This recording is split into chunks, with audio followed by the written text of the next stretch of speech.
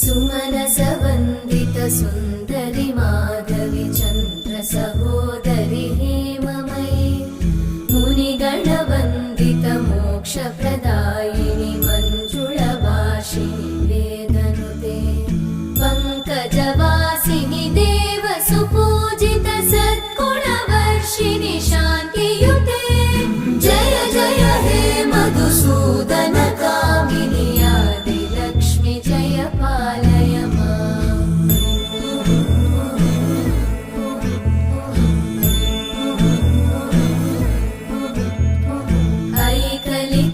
ऐकलिकल्मषनाशिनि कामिनि वैदिकरूपिणि वेदमयि अधर्म के पैसे से कभी भी धर्म नहीं हो सकता।